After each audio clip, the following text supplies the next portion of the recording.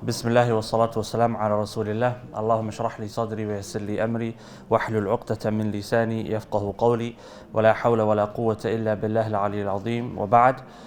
So as was mentioned, we're going to continue inshallah with Al-Arba'in fi Usul al-Din by Imam Hujjatul Islam Al-Ghazali rahimahullah ta'ala. And we previously looked at the benefits of hunger. And of course, Imam al-Ghazali, he was speaking generally, but we can relate it to fasting and outside of fasting. And he goes on to discuss within that section. He says, فَصْلٌ فِي كَيْفِيَةِ التَّقْلِيلِ مِنَ الطَّعَامِ. So how can a person learn to minimize the amount of food that he is consuming or she is consuming? And he discusses, for example, going a day or two without eating, then at the very least eating just one meal a day. And he says anything more than that, if you have 2 meals a day, for example, 3 meals a day, then you won't feel hunger. You might feel, and this is something which is important for us to think about. Sometimes we feel that we're hungry, but it's not hunger, it's desire. So for example, we've had breakfast and lunchtime, what we refer to as lunchtime anyway, kicks in, and we feel that we're hungry. And of course, I'm not speaking about those that work in arduous, heavy lifting jobs, etc. But for the average person, it's not always hunger. Many times, in fact, it's desire. It's that we've acquired the taste. We've developed a routine. So learning to break that, it's beneficial. Learning to say no to the self.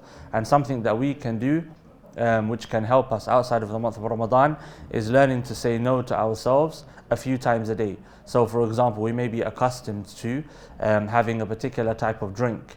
Some may have, for example, a particular type of chocolate daily sometimes, or a packet of crisps or a fruit or something similar, some type of snack. So every now and again say no. When you feel that you really want something, say no to the self. Umar al-An, he commented to one of his companions, his followers, because he spoke about something that he desired, and he said, do you answer your call every time you feel that you desire something? Every time you want something, you give in to yourself? Umar was amazed. And so learning to say no to the self, as we discussed variously, it's so important in this time, because we're living in a time wherein our lack of ability to say no has become a means of making a profit for others. We have been, our desires, our wants, our perceived needs have been commodified. And you can look at any industry and you'll find that we have been turned into a means of profit, simple profit. Previously, items were bought for the function, clothing was bought for the purpose. Now, it's completely different. We have a jacket at home, but we buy a new one because we like the style of this one, and we're advertised to in a way which draws our attention, and so on and so forth. Social pressures leading us to feel that we have to have certain clothing, or phones, for example. You can use a phone 5, 6, 7 years old and it functions very well, but we're made to feel that we need a newer phone, a faster phone, a better phone, and so on and so forth. Likewise with food.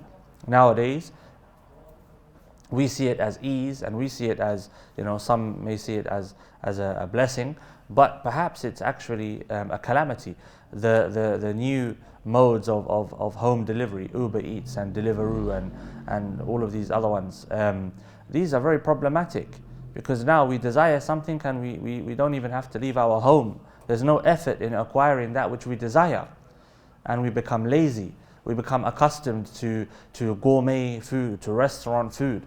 Previously, you would have to go out of your house and you would visit a restaurant once every week or two, if that, for most families. But now it's become you're enticed, a discount, special offers, and so on and so forth. Likewise with the Uber taxi service. It's a good thing when it's used well, but buying a taxi, ordering a taxi to go from your house to somewhere that's 5-10 minutes away, that's borderline laziness, especially when it will probably take, roughly the same amount of time to walk it anyway because of traffic and things like this. So the way that we're living now, we've become a commodity ourselves, our desires, our interests. Learning to say no breaks that chain, breaks that cycle. And then learning to spend that which we don't spend because we're saying no on those who need it. So if we look, for example, now, and we look at what's happening in the world, if we just look at what's happening in India, for example, and we can see the people dying on a daily basis because of the coronavirus, lack of oxygen, and so on and so forth. And many of those that are speaking about what's happening in India on the ground there, they're saying that these things could have been prevented, but the infrastructure is not there, and the finance for many people because of poverty.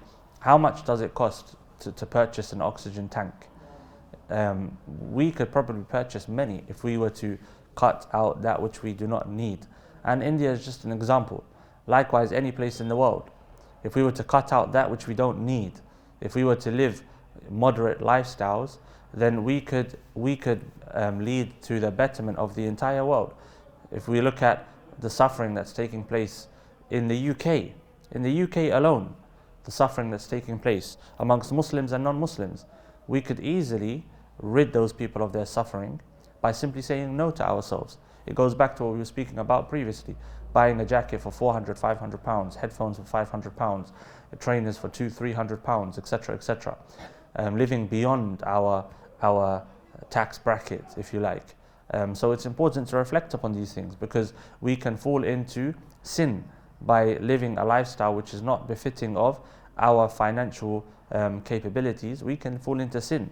And then this leads to, as Al-Ghazali, he said, the desire of the stomach leads to the desire of the private part, which leads to the desire of wealth, which leads to the desire of status. Why? Because if you want food, you need to have, or if you have food and you want to acquire, or you want to attract the opposite gender, then for most cultures, men anyway, they need some wealth. They need some form of stability. And status leads to more wealth.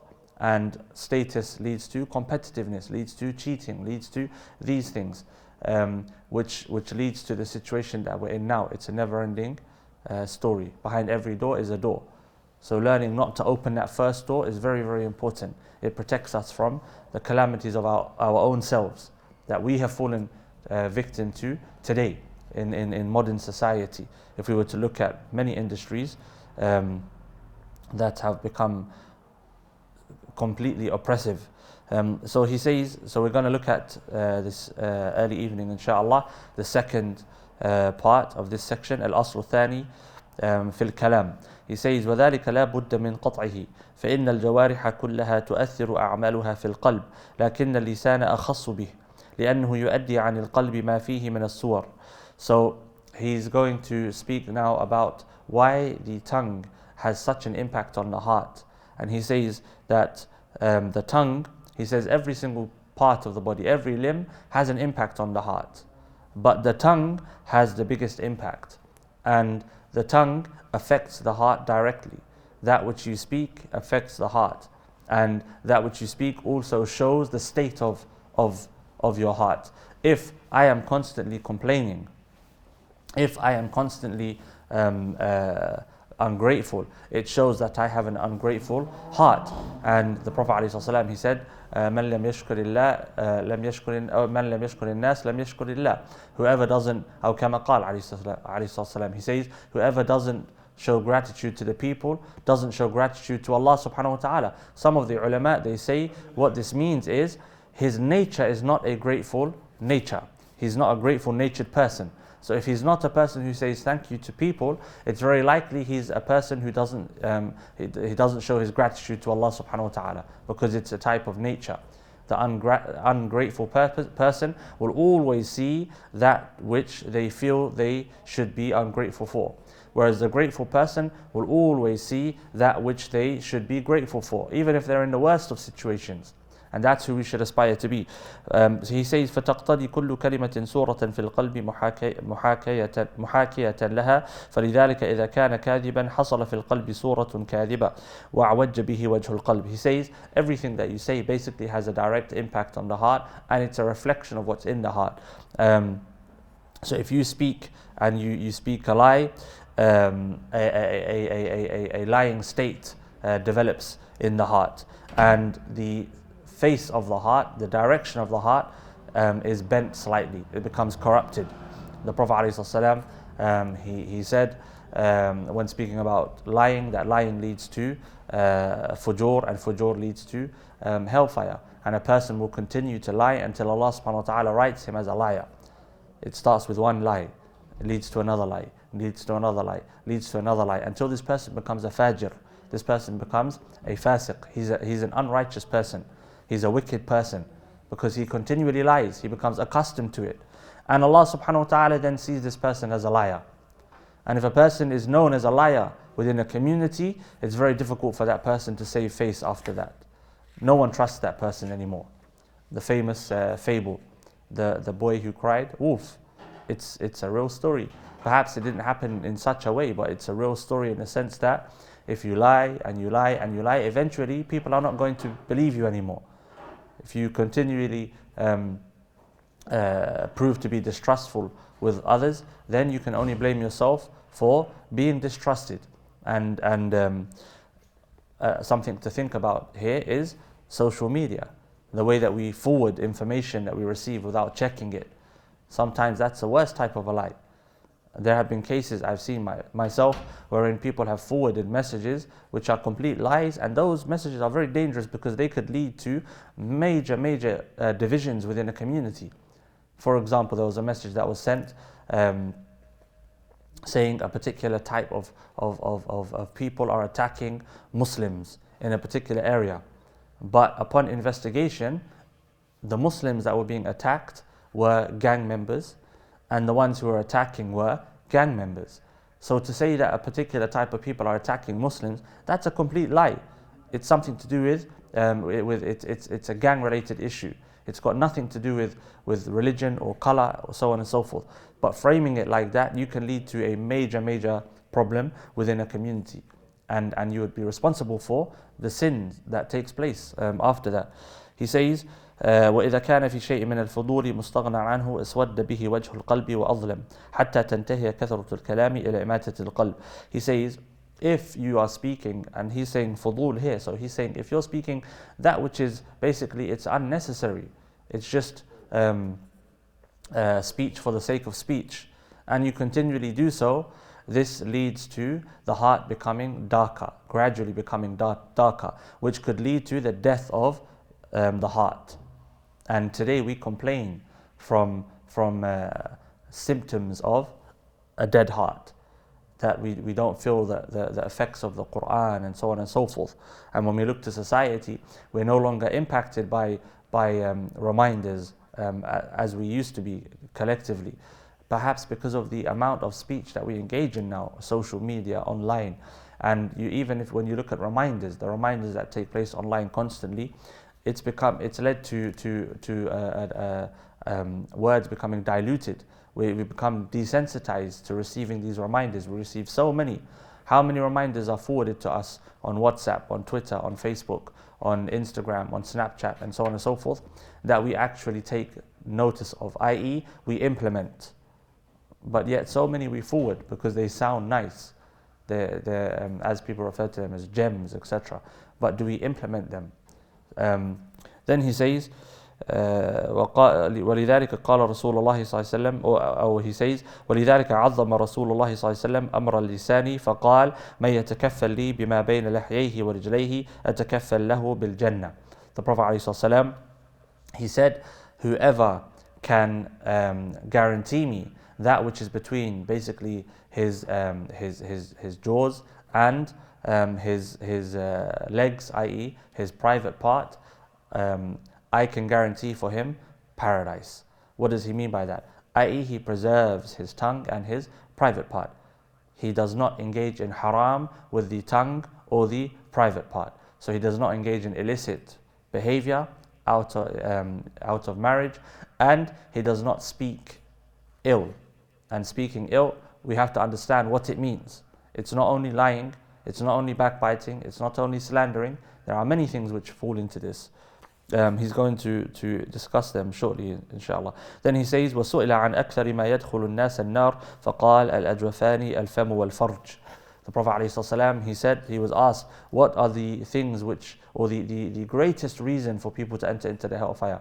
Prophet ﷺ said, the mouth and the private part. And we just have to look to society today to see where we've come to as a collective. And when I say society, I mean the greater society at large. The mouth and the private part, they destroy communities, they destroy homes, they destroy individuals. And so learning to say no is the starting point. Learning to control our tongue, control our desires, it's of utmost importance. And what we're discussing here, these concepts are the real concepts of taqwa, the real concepts of Islam. We sometimes make Islam simply about the type of clothing that a person wears, the size of one's beard, the style of one's hijab, the terminologies that a person uses, even the way that we pray, which madhab are we following, the theory of aqeedah, the theory of theology. What does this person say about this aspect of aqeedah or that aspect of aqeedah? But the reality of taqwa is found in these places here. The ability to control one's tongue, the ability to control one's stomach, the ability to control one's private part, the character that a person has with others. Because these things show a person's consciousness of Allah subhanahu wa ta'ala in all situations. And Ibn al-Qayyim rahimahullah, he speaks about it, I think in Ad-Da' wa Dawa. He mentions you'll find a person who prays the night. He's seemingly pious, but he has a long tongue. And this will lead this person to the hellfire. So the understanding what Islam is holistically is what is needed, especially in our time today, wherein we see that the world has fallen into a literal state of darkness. Where when we speak spiritually and metaphysically, the world has reached a stage of darkness, where society has been stripped of God. And I say society, the globalized society, has been stripped of God. We have the light. And if we would like to present that light to others, we need to be bearers of that light within ourselves first, before we take that light to others with our speech. He says, وقال صلى الله عليه وسلم وهل يكب الناس على مناخرهم في جهنم إلا حصائد ألسنتهم. So the Prophet ﷺ, he said, will the people be thrown into the hellfire except for the harvest of their tongues, that which they sow with their tongues. So let's think over the last week, how many of us can put our hands up and say, I know what I've said, I know exactly what I've said, to who I've said, I know that I didn't say anything which was haram. It would be very, very difficult for most people. Perhaps there are people here that can do it. I, for one, cannot. For most people, it would be difficult. But that's what we should aspire towards, making sure that we know I have not said anything wrong. As I mentioned previously, I believe Ibn Abbas, he said, I fear one word that I have said has wiped out all of the good deeds that I've ever done. And Umar, when he was crying because he feared nifaq, they said to him, you've been given the glad tidings of Jannah. He said that was prior to the death of the Prophet ﷺ. He feared that his actions after the death of the Prophet ﷺ meant that he was no longer given the promise of paradise. Of course, we know that that's not the case. Allah subhanahu wa ta'ala has promised him Jannah through the Prophet ﷺ in the Quran, the Sahaba generally speaking as well. But, and there's ijma' of the Ummah, the Mubashirin bil Jannah, etc.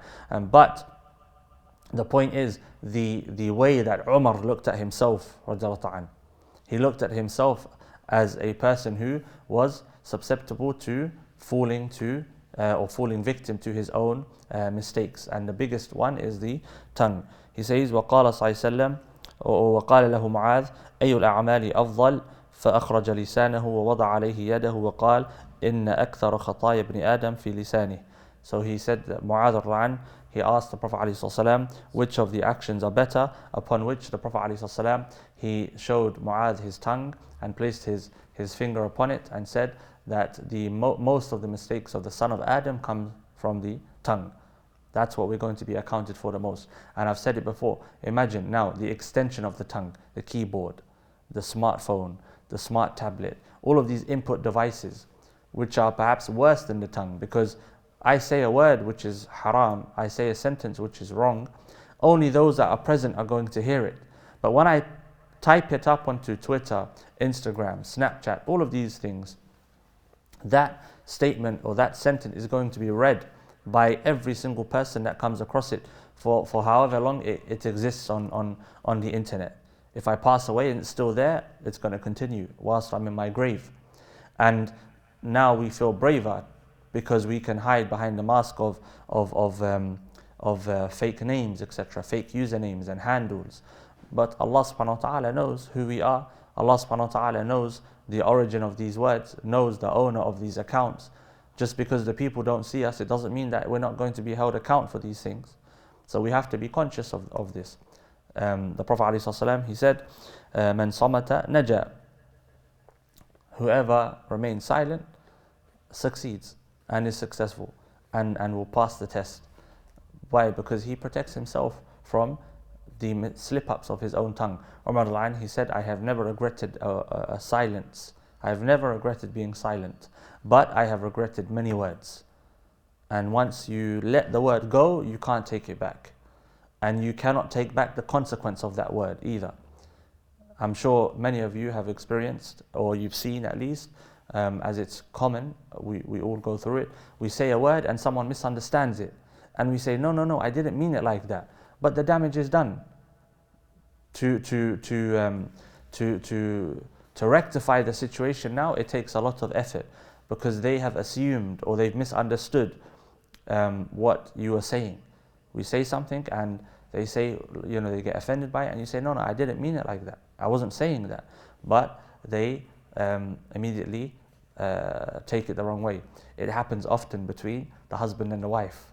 The husband will say something and the wife will take it to mean something else. And that's why it's important to be careful with our words.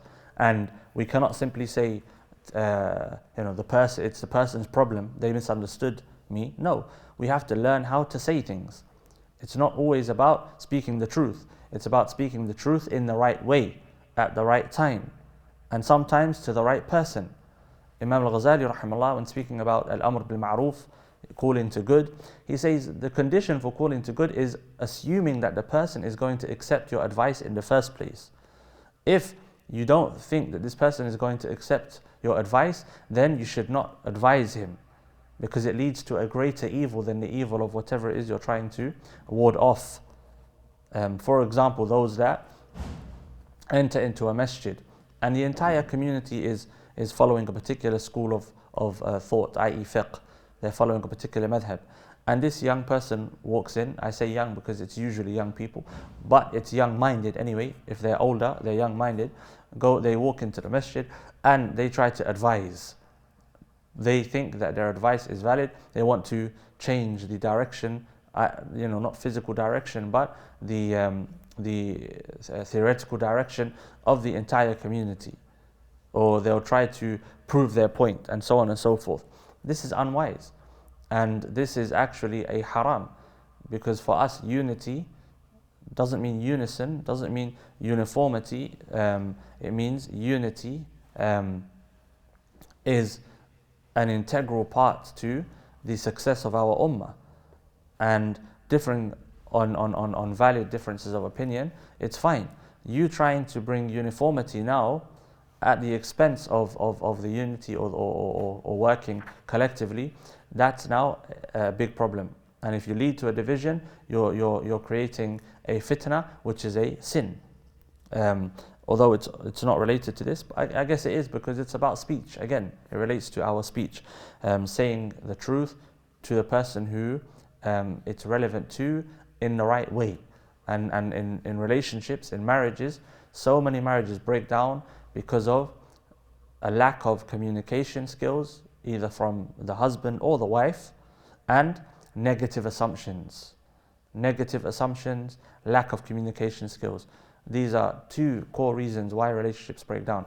Add to that high expectations from the other. Whereas, as I mentioned previously, the earlier generations of Islam, they had low expectations from the other, high expectations from their self. They were easygoing with the other, they were harsh against their self. But we have become easygoing with ourselves and harsh against the other. We have low expectations of ourselves and high expectations of the others. It should be the other way around. Then he says, وَقَالَ صلى الله عليه وسلم مَنْ كَانَ يُؤْمِنُ بِاللَّهِ وَالْيَوْمِ الْآخِرِ فَلْيَقُلْ خَيْرًا أَوْ لَيَصْمُتْ. A very famous statement of the Prophet ﷺ, whoever believes in Allah and the last day, let him say that which is good or remain quiet. And how many times? For example, again, this is a very basic example, but just to show how common it's become for us to speak in a way which is not befitting. When speaking to a person, if they're close to you, you know them, and you comment about their, something about their physical nature. Is that saying good? Is that something which is necessary to say? Someone that you don't know very well. Or, for example, you say something which is belittling of the person, and you don't realize you're saying it just in a, it's a casual conversation. You say something belittling of them. Is that something which is good? Or, for example, mocking, joking, or making a joke at the expense of another. Usually when there's a group, someone will become the butt of the jokes. If the person, they are a jokey person, they get involved, they don't mind, etc., fine, but it shouldn't go too far, and it shouldn't be all the time. But making the person the butt of the joke, this again, it can be a sin. And in fact, Al-Ghazali rahimahullah, he speaks about kathratul mazah, constant joking, excessive joking, and it's a problem. And the Prophet ﷺ specifically mentioned lying whilst joking. He says, وقال صلى الله عليه وسلم من كثر كلامه كثر سقطه ومن كثر سقطه كثرت ذنوبه ومن كثرت ذنوبه فالنار أولى به.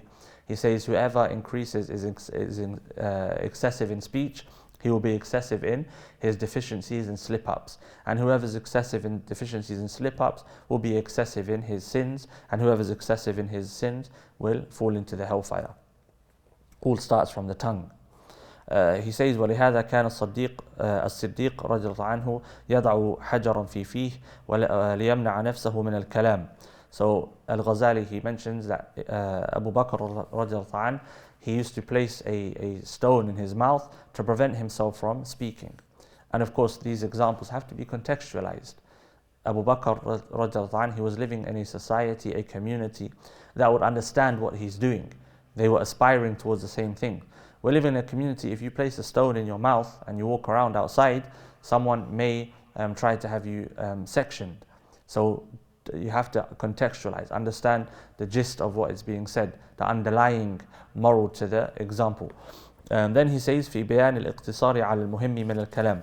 So we'll take this section inshallah and then we'll stop. He says, اعلم أن للسان 20 آفة شرحناها في كتاب آفات اللسان من الإحياء. He says, know that the tongue has 20 blights, 20 categories of potential pit holes that a person can fall into with the tongue.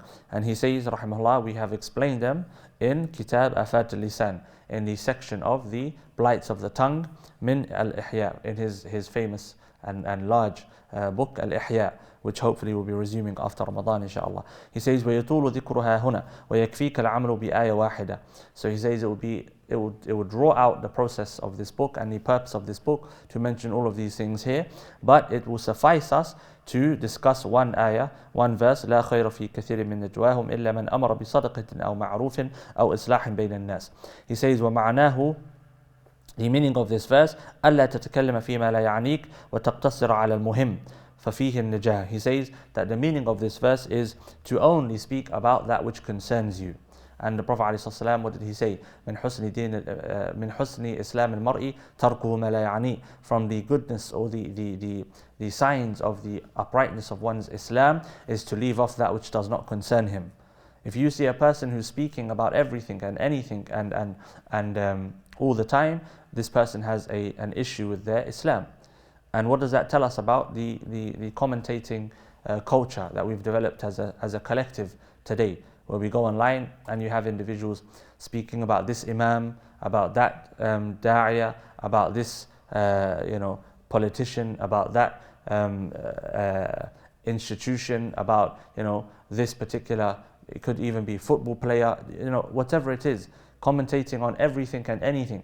And they're unqualified to do so. If they're qualified to do so, if they're qualified to speak about politics, fine. They're qualified to speak about the sciences of Islam, about they can clarify in the right manner the mistakes of particular individuals, imams, scholars, etc. Fine, but again, that wouldn't be done publicly. If they were qualified to do so, they would know that this is not to be done publicly in the first place. So you wouldn't see them speaking publicly. But you have to only go online and you can find that the world has become full of pundits and commentators on everything and anything. And Sheikh Ahmed Zarruq, he said, أصل الغيبة طلب الأخبار. And this is an amazing principle. He said the basis of backbiting is seeking out the news, basically, of others. How's this person?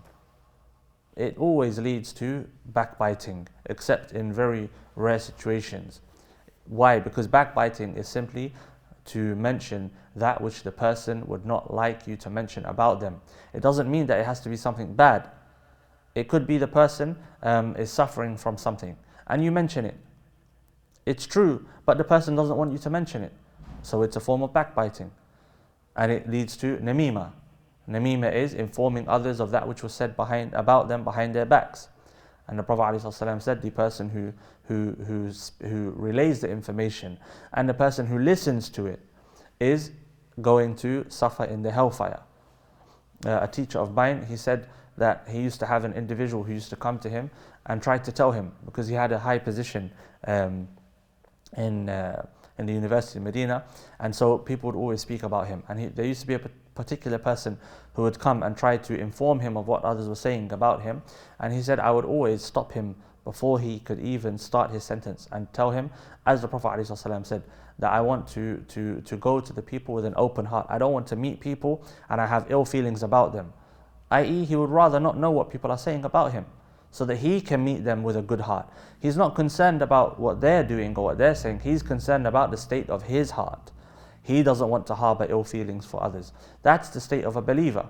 The state of a believer, he's concerned. When he's oppressed by someone, he wants to rid that oppression, yes, but he's also concerned with the state of his heart in the way he feels about that oppressor.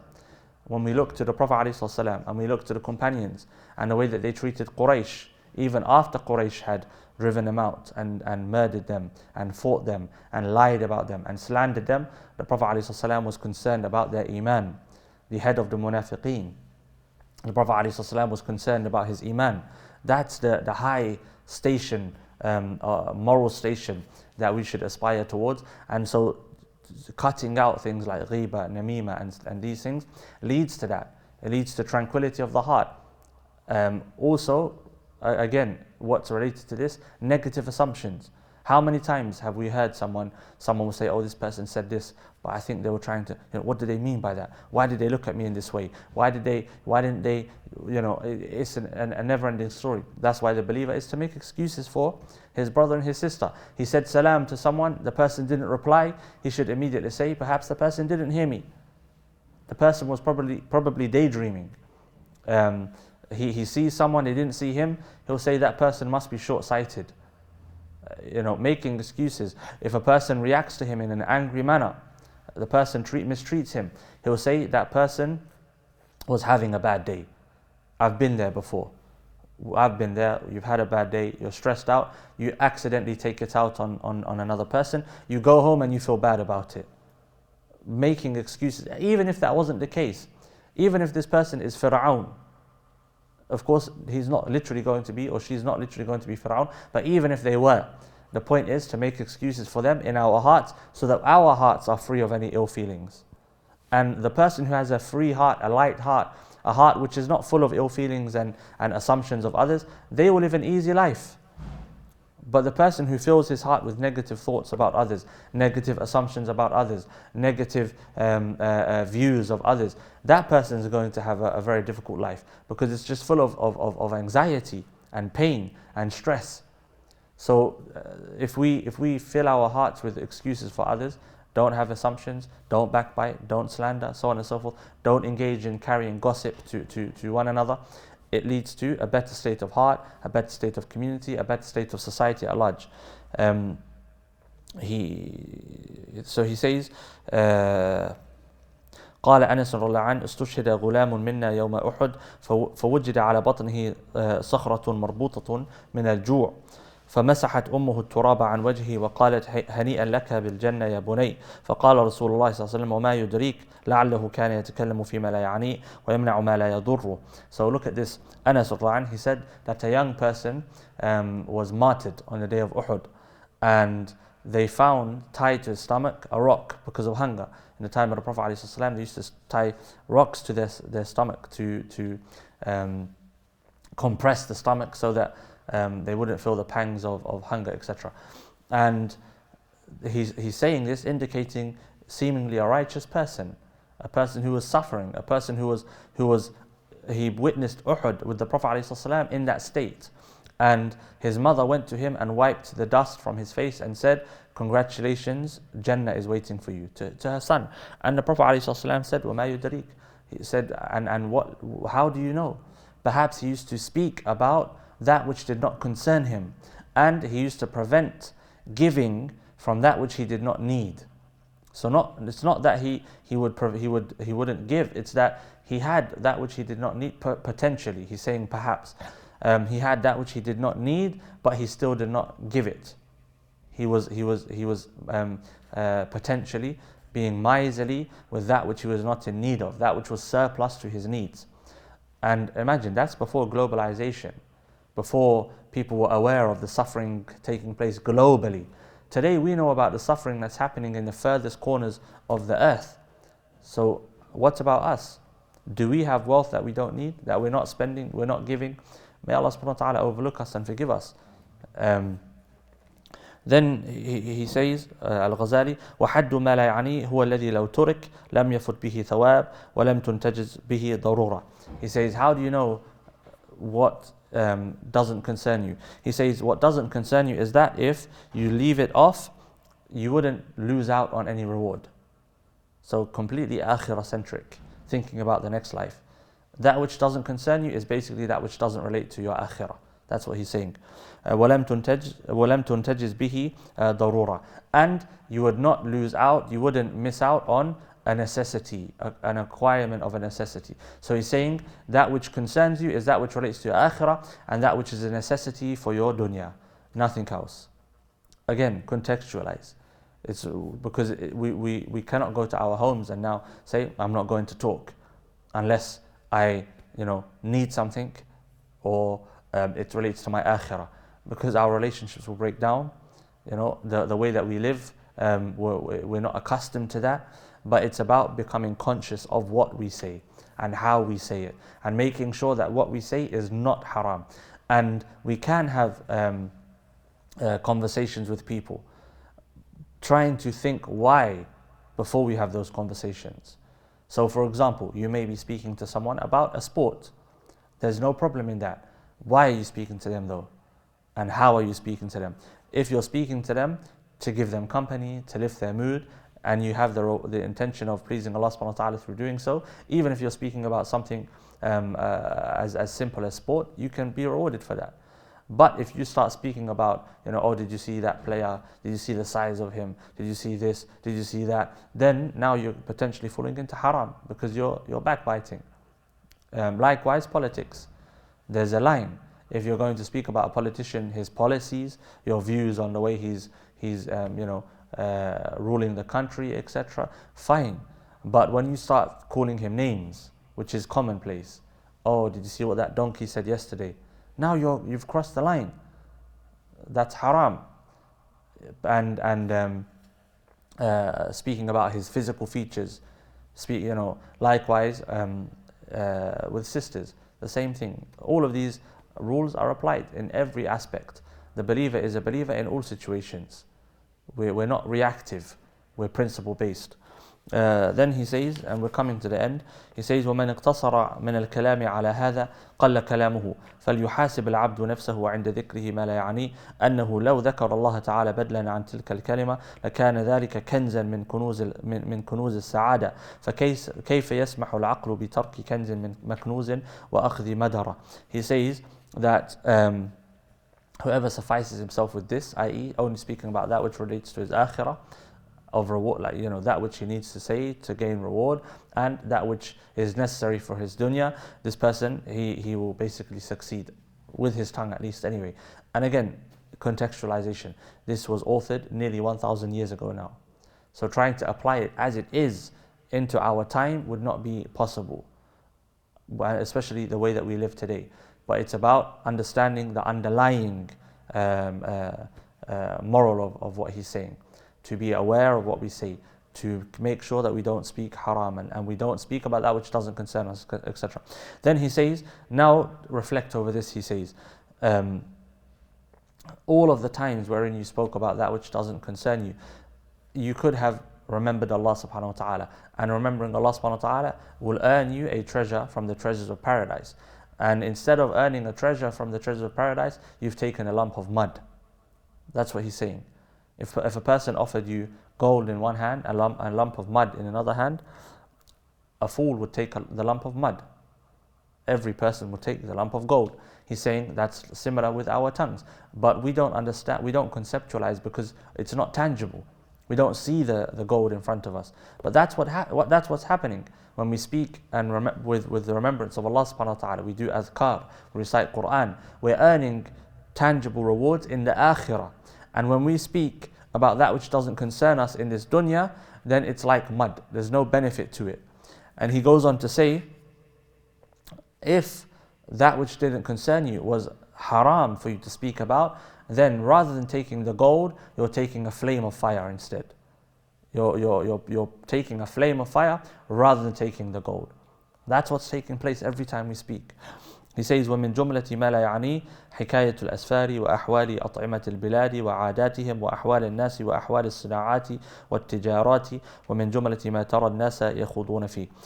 So وَهُوَ مِن جُمْلَةِ مَا تَرَى النَّاسَ يَخُوضُونَ فِيهِ. He says, from that which doesn't, just as an example of that which doesn't concern us, he says, relating our travels and what took place on our travels, the types of food eaten in different lands, and their cultures and the states of people and so on and so forth. So these are things we enjoy discussing. We enjoy discussing different types of culture, different types of food. We enjoy relating to people's stories that we experienced, etc. on our travels. He's saying all of this stuff, really, it's that which doesn't benefit us in our akhirah.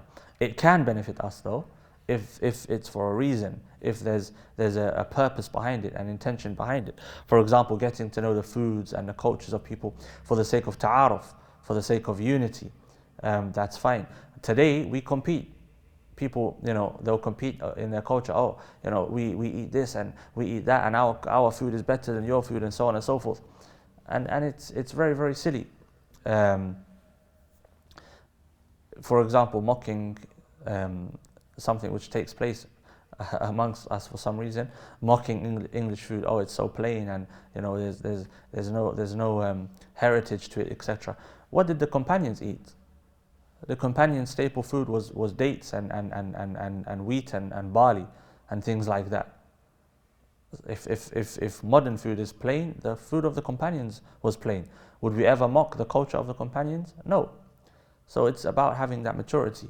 And then he goes on, he says, for tafsil, في بعض آفات اللسان. So he goes on, أحكام الكذب, and then he goes on to discuss غيبة and other examples of speech that needs to be left off. Inshallah, we'll continue next Sunday, this coming Sunday, after Asr bi'idhnillah. If there are any questions, then feel free, inshallah. If there are sisters, if they have any questions, they can ask as well, inshallah. Yeah, tafadhal. Did you have a question? Nah, so I think before I speak, I don't want to waste your time. There's going to be so much when I leave. I know there's going to be. Next time. Inshallah. Yeah. Yeah, just write them down Yeah, and that's then, what I'll yeah, do. inshallah. بإذن الله. طيب, so we'll end with that inshallah. وصلى اللهم على سيدنا محمد وعلى آله وأصحابه أجمعين.